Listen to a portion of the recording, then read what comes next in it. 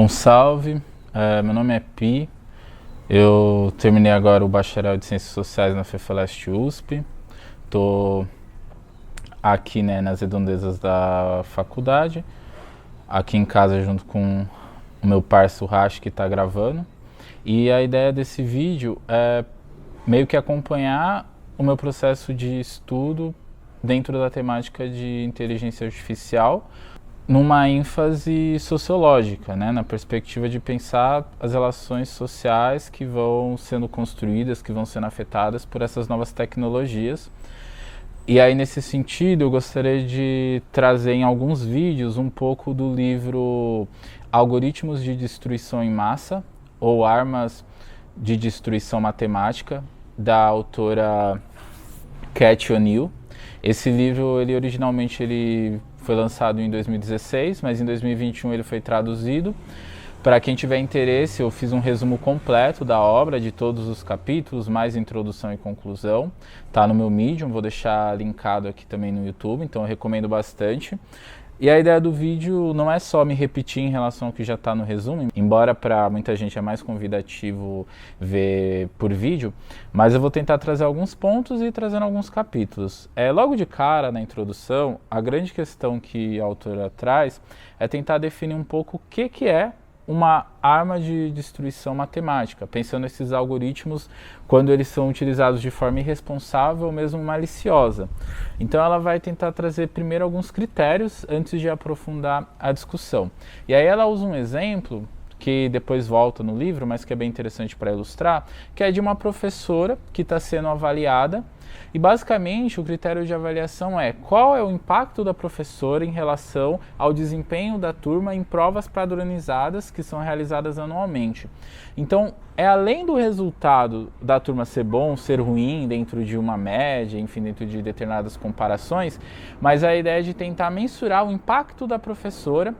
E o problema disso, primeiro, que você já está falando de variáveis, de questões que você está tentando enxergar um pouco complexas, para saber o desempenho, se a professora é boa, se ela é ruim, qual a influência que ela vai ter na vida de cada pessoa, quais são os fatores na escola que são positivos ou não para o desenvolvimento da criança. Então tudo isso poderia ser pensado como uma série de variáveis e elas poderiam estar ou não apresentadas de uma forma que o modelo matemático, enfim, que a tecnologia pudesse estar apreendendo e colocando no cálculo. Então o problema, logo de cara, é como você coloca uma realidade tão complexa na equação. E é justamente, você acaba não colocando. Mas o grande ponto, e ela vai sempre estar se colocando nisso dos proxies, que seriam indicadores aproximados, que é uma definição importante de pensar que assim, eu quero enxergar algo, eu quero enxergar a altura da pessoa, mas se eu não tenho dado da altura, eu vou buscar um proxy, ou seja, uma outra característica que tende a estar correlacionada com a altura. Por exemplo, o tamanho do pé. Proporcionalmente, pessoas com pé grande tendem a ser mais altas, mas isso não é a altura, eu não estou enxergando diretamente o indicador que eu quero. E muitas vezes quando a gente está lidando com populações, isso é um pouco uma questão. Mas para além disso, primeiro, nesse exemplo da escola ilustra um pouco de um movimento um pouco diferente da estatística, porque não está falando mais de grandes populações. Você está pensando justamente uma pessoa ou um grupo pequeno. Então você está comparando a professora em relação a 30 alunos. Estatisticamente falando, você perde um pouco a relevância estatística pela falta de dados que poderiam equilibrar os vieses e os equívocos da estatística. Porque quando você começa a ter um volume grande de dados, você chega em médias, você chega em valores aproximados que começam a fazer bastante sentido. Então é muito mais fácil eu caracterizar uma população grande, com grandes números, do que eu tentar, a partir de determinados números, fazer estatísticas e predições ou jogar probabilidades para pessoas que vão me dar muito menos dados. Então esse é um dos primeiros fatores. Falta, nesse tipo de processo, que não é sempre, algumas vezes tem sim a questão dos números, mas falta um pouco essa escala, nesse sentido de você realmente alimentar de uma forma mais confiável e obter bons números. Para além disso, outro problema muito grande é a falta do feedback. Por quê? Porque como que eu sei que o resultado que o modelo matemático, que o algoritmo deu, está certo? Porque se simplesmente, por exemplo, no caso, essa professora que ela está trazendo de exemplo, ela vai ser demitida porque ela vai ter uma nota ruim a partir dessa avaliação da máquina. Só que, como ela só é demitida, você não tem muito como ter um retorno para saber se de fato aquelas avaliações são condizentes. Você falta um feedback que fale, esse seu resultado ele é bom ou é ruim. E aí você vai olhar de novo o modelo e vai buscar então outras correlações, vai tentar aprimorar a tecnologia. Se não existe esse resultado, em vários casos não existe, porque os resultados iniciais eles já vão ser usados para impactar a vida das pessoas e alterar o objeto de estudo, por assim dizer, o campo de estudos, você altera tudo, então você acaba muitas vezes fazendo a realidade ter que se encaixar no que você quer estudar pelo seu algoritmo. Então o seu algoritmo, ele não só ele não está enxergando a realidade, só que ele está distorcendo, fazendo com que as coisas caminhem do jeito que ele enxerga de forma distorcida as coisas. Ou seja, os professores são demitidos, tem que começar a correr para tentar entender e antecipar o que tá sendo colocado ali em avaliação, mesmo às vezes sem entendendo muito bem como é que saem os resultados, mas até às vezes um certo achismo, né? Tipo, quais são os inputs, né? Quais são as entradas, os valores que estão sendo mensurados. A pessoa meio que tem que tentar se antecipar para tentar entender isso. Elas, as ADMs, tendem a punir os pobres. Isto porque, em parte, são projetadas para avaliar grandes números de pessoas. São especializadas em volumes massivos e baratas. Os privilegiados, veremos vez após outra, são processados mais pelas pessoas, as massas pelas máquinas. Mas fora isso, um terceiro fator, né, é que você carece também de uma igualdade de aplicação dessas coisas. Por quê? Porque boa parte do apelo do uso desse tipo de tecnologia tem a ver com você economizar custos. Tomar decisões automatizadas muitas vezes tem a ver com você baratear e acelerar um processo decisório. Logo, essas decisões automatizadas sem uma supervisão, sem um determinado crivo, sem um determinado tratamento humano posterior a um resultado do algoritmo, tende a recair mais sobre pessoas pobres, sobre alvos mais fáceis de afetar e influenciar. Então, justamente o feedback ele não acontece em partes porque são pessoas fodidas. Se você mexe o louco em cima de uma pessoa que tem recursos, a pessoa provavelmente ela vai te processar. A empresa ela não tem todo esse poder também, ou mesmo o governo, né, adotando uma determinada tecnologia. Então, existe uma desigualdade de aplicação, porque esse barateamento, ele tende, ela vai dar diversos exemplos, seja na hora da contratação, ou na distribuição das pessoas em faculdades, ou na própria organização da jornada de trabalho, que começa a ter uma ideia de jornada responsiva, onde em vez de ter uma jornada fixa, vai ter cálculos para prever em que momento precisa ter mais ou menos funcionário. Então são vários exemplos, vou tentar trazer alguns, mas essa desigualdade de aplicação é um outro fator muito crucial para a gente pensar toda essa problemática, e que nem no final do livro até vai colocar. Hoje, majoritariamente, são os mais pobres que são afetados por essas armas de destruição matemática. Porém, elas estão num momento ainda inicial, né? Elas são percursoras de um movimento que tende a englobar cada vez mais a sociedade como um todo. E hoje no Brasil não é difícil, né, falar esse impacto das redes sociais, de algoritmos guiando os destinos da política, por exemplo, né? É um livro de 2016, mas hoje soa muito mais atual.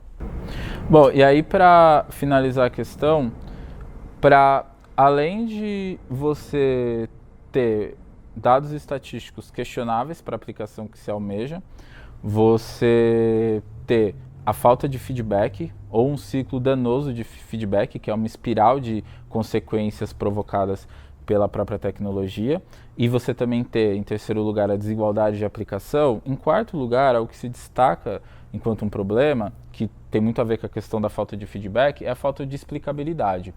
Por quê? Essa falta de explicabilidade ela pode ter tanto a ver com um processo de machine learning, das máquinas, né, por uma tecnologia que o ser humano tem menos controle dos processos a partir dos quais a máquina chega no resultado, mas também tem a ver com questões mais simples e econômicas, no sentido de que muitas vezes é o confidencial da empresa, aquela tecnologia, aquele funcionamento, simplesmente porque é uma propriedade intelectual. Ou então porque existe a ideia, no caso, por exemplo, dessa escola e dos professores, de que se você explica exatamente quais são os fatores que estão contando na avaliação, os professores vão ter muito mais meios de manipular os resultados. De qualquer forma, ranqueamentos, esses processos seletivos de modo geral, eles vão ser passíveis, né, de manipulação humana. As pessoas vão tentar entender pelo que elas estão sendo avaliadas e elas vão tentar, inclusive, burlar, não apenas corresponder aos indicadores. Mas o problema disso é que se não tem uma explicabilidade, né, seja porque é algo confidencial da empresa ou porque é uma estratégia política de controle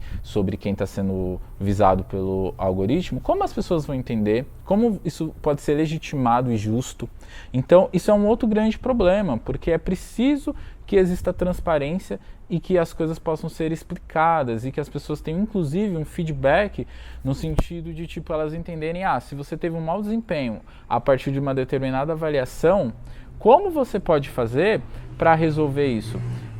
Um exemplo que a autora traz, que é bem importante de pensar, são as avaliações de créditos, que aí, enfim, é uma outra discussão, é interessante pensar com calma, mas as avaliações de crédito, né, que vai avaliar uma série de características, principalmente o histórico de compra, da vida financeira da pessoa, essas avaliações, elas são reguladas, e já faz um bom tempo isso. Então, existe uma maior transparência. Então, você consegue saber, por exemplo, se o seu score de crédito cai, quais foram os fatores da sua vida financeira que impactaram negativamente aquilo.